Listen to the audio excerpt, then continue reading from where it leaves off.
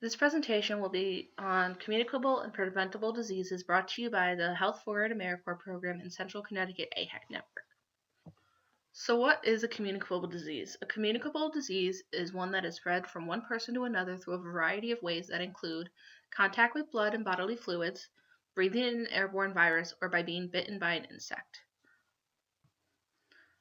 So what is the difference between a sexually transmitted disease and a sexually transmitted infection? So what are they? STD or STI is any disease transmitted by sexual contact. The difference between the two is an STI is a sexually transmitted infection. It is an infection that has not yet developed into a disease. HPV is an STI because a woman still carries the virus in her system, but it is not showing side effects. An STD is a sexually transmitted disease, meaning that you do have the disease and you are showing symptoms. So with an STI, you are not showing symptoms, but with an STD, you are. The first STD that we will talk about is HIV. HIV is caused by the human immunodeficiency virus. It attacks your immune system. Having other STD and STIs can make it more likely an individual will contact other STDs. There is no cure for HIV, but it can be well managed with medications. These medications are pre-exposure prophylaxis, PrEP, and Biktarvy, which is a complete HIV-1 treatment that combines 3 different medicines into one small pill taken once a day. HIV can be tested for via cheek swab or blood test. An estimated 37,600 Americans become newly infected each year, and the virus is spread by blood, semen, vaginal fluids, rectal fluids, and breast milk.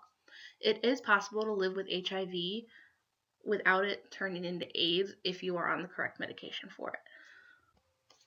The next one that we will talk about is chlamydia. Chlamydia is a bacterial infection. In women, if left untreated, it can cause damage to the reproductive tract and can also cause ectopic pregnancies and infertilities. Symptoms of chlamydia is abnormal discharge, burning with urination, and in male testicular swelling. Chlamydia can be tested for with a urine sample or a swab and can be treated with antibiotics. Next, we're going to talk about gonorrhea. Gonorrhea is also a bacterial infection. In women, if left untreated, it can cause damage to the reproductive tract and can cause ectopic pregnancy and infertility. Symptoms of gonorrhea are abnormal discharge, pain with urination.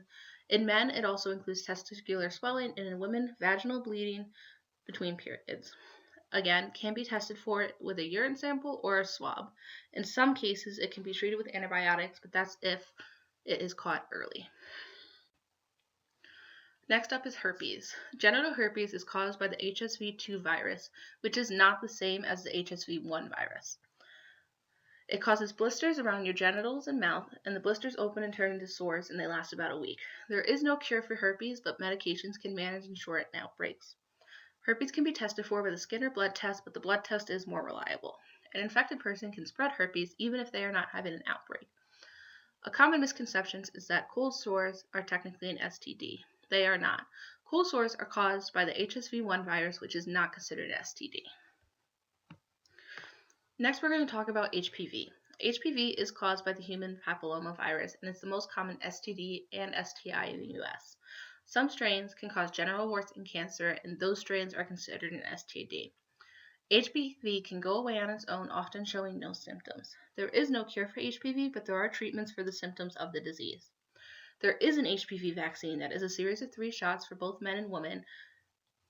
You can get the vaccine as young as 9 years old and as old as 45.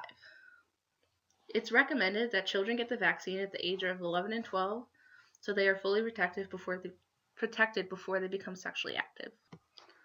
Next, we're going to talk about syphilis. Syphilis is a bacterial infection. So syphilis is one where if you don't treat it early enough, it can cause major damage. It goes through stages if left untreated. The primary stage, there are sores at the site of the infection. Secondary stage has rash, swollen lymph nodes, and fever. Latent stage is when it becomes a concern because your symptoms go away and leads into the tertiary stage, where your heart, your brain, and other organ systems become affected. Syphilis can be diagnosed with a blood test. It can be treated, but sometimes the damage caused by the symptoms cannot be undone, which is why you want to make sure it's caught earlier. So besides STDs, there are other communicable diseases. Influenza is one of them. The flu is spread by coughing, sneezing, and even talking. You can infect people 1 day before symptoms start showing and up to 7 days after you get sick. Symptoms include body aches, coughing, whole body chills, fatigue, fever, flushing, loss of appetite, body ache, or sweating. You have nasal congestion, runny nose or sneezing, and also common are chest pressure, head congestion, headache, nausea, shortness of breath, sore throat, or swollen lymph nodes. So, how can you protect yourself? The flu vaccine. Get vaccinated every year. If you are unable to get the vaccine, there is also a nasal spray available. Wash your hands and sanitize and disinfect everything around you. Next is COVID-19. How does it spread? It spreads person to person through respiratory droplets. The virus can be spread even just by talking to someone, so you want to be very careful if you are showing symptoms to isolate yourself. Symptoms include fever, fatigue, severe cough, and respiratory problems. So, how do you protect yourself? Wash your hands constantly. Do not touch your face with unwashed hands and avoid contact with the sick. Who is at a greater risk? The elderly, the immunocompromised, infants, and anyone with going through cancer treatment or morbidly obese. Currently, there is no medicine to treat COVID-19. Bed rest and plenty of fluids is recommended. If your respiratory symptoms get worse, please seek medical attention. So, health career.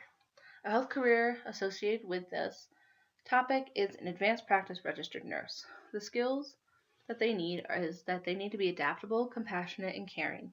They need to have leadership and organizational skills and physical and emotional stability. Their salary is about $116,000 a year. You can go to school at Southern Connecticut State University, Western Connecticut State University, Quinnipiac University, UConn, or Sacred Heart to get schooling to become an APRN. As an APRN, you can work in clinics, nursing homes, health departments, and hospitals.